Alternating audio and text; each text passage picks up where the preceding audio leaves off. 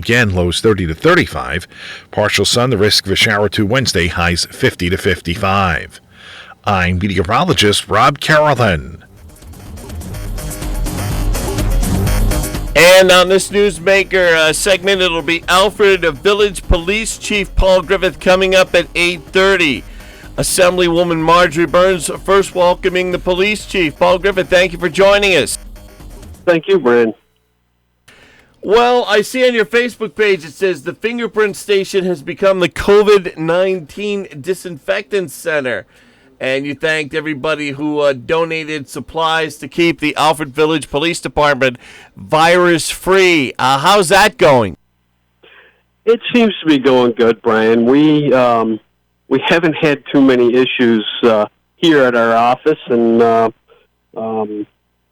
the public's been pretty good. They've dropped off donations. We've had masks and hand sanitizer have been dropped off to us, and our health department's pretty good at keeping us supplied with stuff. So, we're doing what we can to keep our officers safe. I think every department's made a bunch of changes. We show up now to complaints wearing masks because we don't know, they don't know. We all want to make sure everybody's safe and not spreading it, because we would probably be more likely than not, if one of our officers was sick, to spread it to more people in the community. So we have to do our due diligence to make sure that we're not contributing to this. Do they wear gloves too, the Alfred Village police officers? Depending on what it is, sometimes they'll have gloves on, depending on what type of complaint it is. Different things that we go to. If we're showing up in a car wreck, guys might actually have their leather duty gloves on versus, say, rubber gloves. But if we're going into somebody's house to deal with something else, that they might have, the more surgical type rubber gloves on. Police Chief Griffith, are there any EMTs, emergency medical technicians, or paramedics on the Alfred Village Police Force? Do you guys ever end up doing any medical work? We don't really. The guys are trained in first aid, CPR. We don't really get into, I know some departments have, like Steuben County Sheriffs, they've got a bunch of their guys that are trained as EMTs. We've never really done that. Our fire department's right here. They're pretty quick. So we've never really had that need. I mean, if we get there, we do what we can, and they're usually not too far behind us. Reading off your Facebook page here, the Alfred Village Police Department's Facebook page, it says, and this is back from the middle of March, due to COVID-19, the Alfred Police Department will be suspending all crime and criminal activity. You may resume criminal activity if you stop by the police station and advise the on-duty officer. Wondering, how has crime been in Alfred with COVID-19? Well, it almost seems like that statement is put on there kind of as a joke, but it's almost like that has actually worked. Our arrests obviously are way down, our traffic tickets. A lot of our complaints are down because 90% of the people in Alfred all left. They all went home. Both schools are out. The people that live here haven't really been going out. The weather really hasn't been all that great, so when it is better, they are out and about, out taking walks, but for the most part, it's become a ghost town. I think we've had a few mental health cases, but nothing really to write home about, not here in Alfred anyways. COVID-19 and its effect on law enforcement is what we're talking about this morning with Alfred Village Police Chief Paul Griffith. I want to tie that in with a question about bail reform. You and numerous other law enforcement agencies put out statements and did interviews where you complained about the bail reform as it was something that you strongly felt was going to cause a lot of problems in the criminal justice system in New York State. Wondering, is COVID-19 impacted the bail reform situation at all in your Alfred police work, Paul? Not really here in Alfred. Like I said, everybody's left, so it's made things easier. I know other places have had some struggles where they've wanted to enforce something a little harder, but there's not really much they can do. With this COVID-19, I know across the nation you see where they've been letting people out of jail because of it. New York State really doesn't want us putting people in jail anymore, so if we have to enforce something with COVID-19, about the best we can do is write them some appearance tickets and kind of break it up. Hot Dog Day was... That was my next question. It's a lot quieter this year in Alfred, as we're hearing in this interview, and Hot Dog Day was online, a virtual Hot Dog Day, Paul. There was a few of the kids that stayed back. We do have some students in town, not many. They didn't want to go back to New York City. Some of them got together. My guys did have to go break up a couple gatherings because there was a few more than what there should have been. But other than that, it was pretty quiet.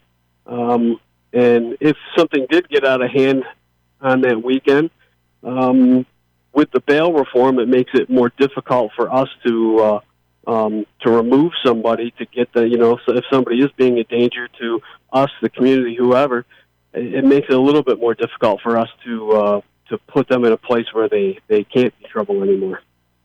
We're speaking with Alfred Village Police Chief Paul Griffith. I know from being in the lobby at the Hornell Police Station, Paul, where I believe you used to work, correct? Years ago? Yes. And, I just waiting to be able to speak with an officer with reporter questions. You hear people come in and you realize that watching this, that being a police officer is a lot more than just arresting suspects. You deal with people, you hear about their problems with either people they live with that have a drug problem or a neighbor with a similar situation. Wondering with all the people inside, when you do, you said you've had few mental health arrests or situations, but when it does arise, I imagine that a lot of what you guys are doing these days is maybe keeping somebody company or talking to somebody who's a little bit bored and pent up with the cabin fever situation. Yeah, that has come up, and we have done that. A lot of times we don't get involved too much until somebody says they want to hurt themselves. So at that point, usually us or the ambulance, depending on what's appropriate, we'll take them to one of the hospitals where they can be evaluated. But there's quite a few people here in the town that, especially on the day shift that I work most, when I run into them, you can tell that they've been kind of cooped up a while because there's, you can always kind of tell because people want to talk longer. You can tell they just haven't had as much social contact with each other. And I think that's part of some of the mental health issues. I know here in the county, they've had quite a few suicides here since it started in the last 6 weeks. More suicide deaths, I think, in Allegheny County than COVID-19 deaths. So I think it has had an impact. Mental health has been impacted greatly, and I know the economics has been impacted greatly. And a lot of times the economics goes hand in foot with some people's mental health, too. Sure thing. Yes, and I have heard that what you just said, Paul, about some people suffering from severe depression there in Allegheny County. Talking to Alfred Village Police Chief Paul Griffith. Do you catch the governor's? Do you ever catch the governor's press conferences online, Paul? Some of them, yes. Latest is, and I'm reading this from the Buffalo News, an article that says Western New York will stay in limbo without more COVID-19 testing. Although the article does point out that results of early antibody testing across the state estimate that 7.1% of those in Western New York have been exposed to COVID-19. And that leaves about 1.4 million in the 8-county region still vulnerable to the COVID-19 virus. Wondering, have you had any cases yet where you're involved with any kind of ambulance runs with people that are sick with COVID-19, Police Chief Griffith? Not really here in Alfred. I've had a couple dealings with mental health people that have said that they've had COVID, but turns out they didn't. They were just using that as a ploy to get some attention, I believe. But no, we haven't really run into anything directly. I don't believe our fire department has. Our county health department hasn't been as forthcoming as some of the other counties as giving information out. So it's a little bit more difficult for us to even know that. We do have protocols in place that our dispatch center, if there is something that if somebody calls up and says that they may have it, they will notify us and let us know that, hey, this may be a possible COVID-type incident. But we haven't really run into too many of those, not here in Alfred anyways. Wondering, Police Chief Griffith, are Alfred residents wearing the masks and gloves a lot out in public, or some are not? How's that going? I see a lot of masks. I don't see as many gloves. I think people are doing a pretty good job washing their hands, and hand sanitizer is pretty big. The gloves I don't see as much.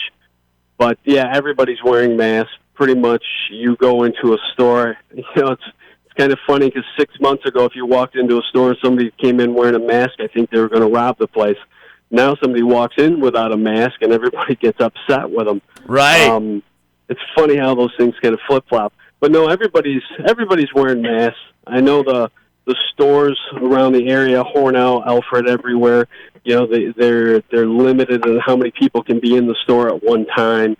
So they got to keep track of that. So it's a big change, but I think everybody's doing their part for the most part. Very rarely do I see somebody out and about, or at least that are near people without a mask. I see a lot of people, they come out for a walk, they don't wear a mask. There's no reason to wear a mask if you're not, in close proximity to somebody. For the most part, when people are going into stores or businesses, they've got them on.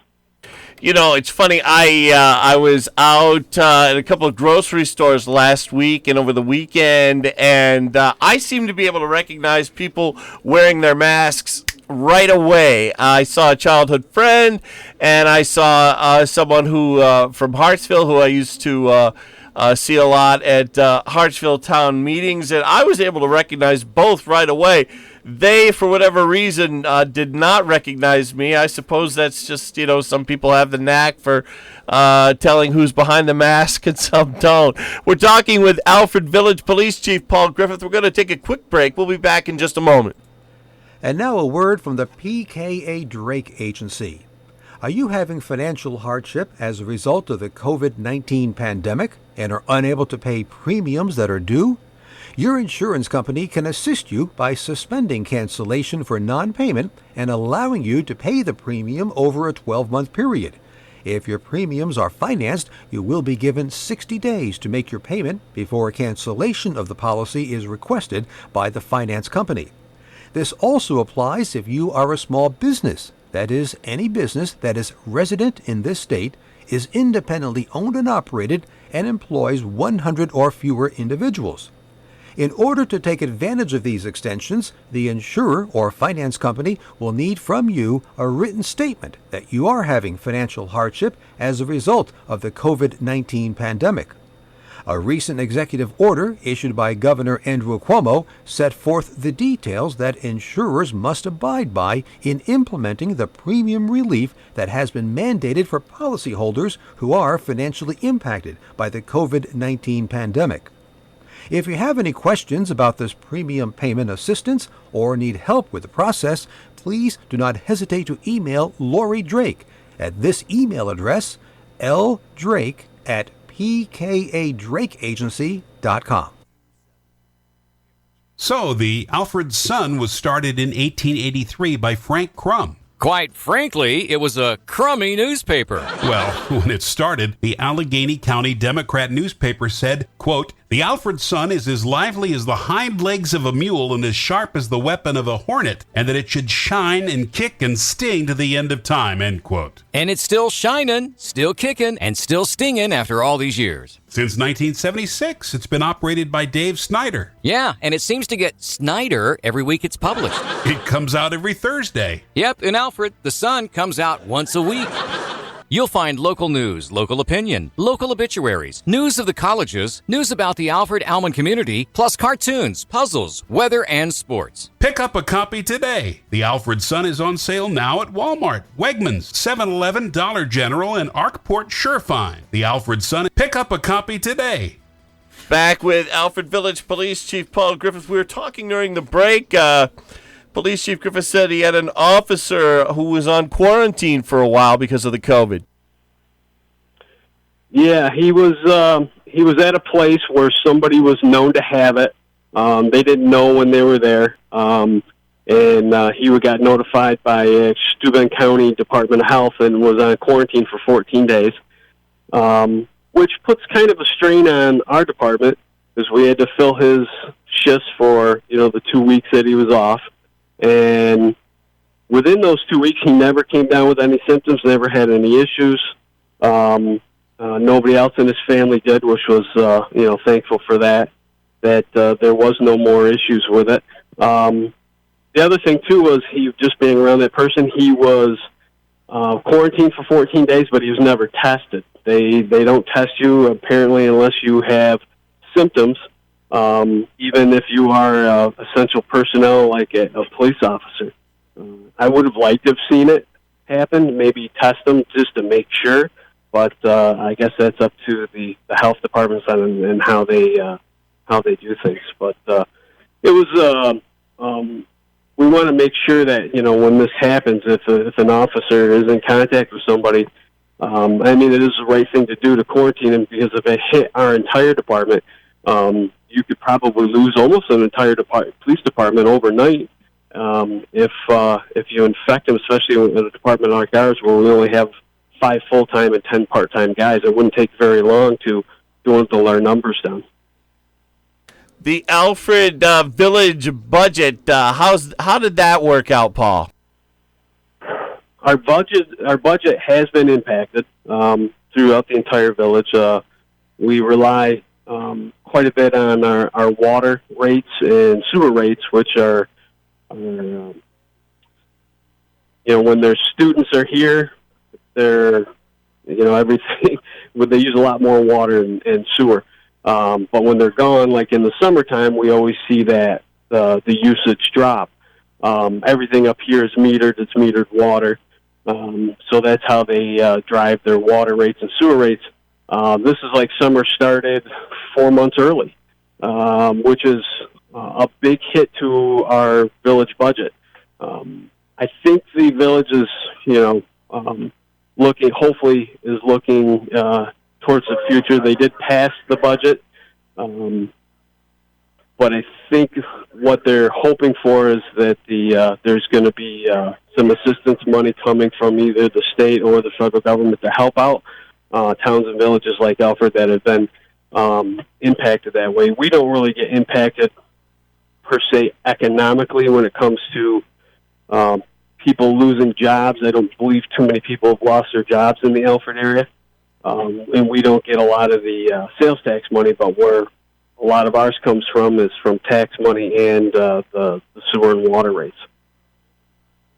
Paul Griffith, what we get the gist out of the interview today is things are pretty quiet in Alfred, minus the colleges. I would guess it's even more quiet than summertime because there is summer school in Alfred, and now there's not even that. How does this compare to summers in Alfred? This is the quietest I've ever seen Alfred. Usually it's the quietest around Christmas time when everybody goes home on Christmas break. A lot of people will leave town. This is even quieter. This is, it's almost kind of eerily quiet in Alfred right now. I've never quite seen it like this for as long as this. You're right, in the summertime, at least the weather's better. People are out and about. You do have students that are here for summer school. but even the students that are here are pretty much laying low. We don't have a lot of interaction with them right at the moment. Okay, we've been speaking with Alfred Village Police Chief Paul Griffith. Before we go, Police Chief Griffith, any final thoughts? No, I really don't have anything, Brian. It's been pretty uniquely quiet here in Alfred. Not a lot to talk about in police work when everybody leaves and it's this quiet. It's sometimes it makes it for a long day to get through when there isn't a lot going on. Sure thing. Hear you there. Police Chief Paul Griffith, want to thank you so much for coming on with us. Thank you, Brian. Coming up, we've got Assemblywoman Marjorie Burns. Stay with us here on the Newsmaker. The COVID-19 pandemic threatens millions. Courageous health workers are risking their lives to protect us all, but many don't have the supplies and support they need. Over the past 60 years, Project Hope has trained and equipped health workers in over 100 countries. Now, as the pandemic spreads, Project Hope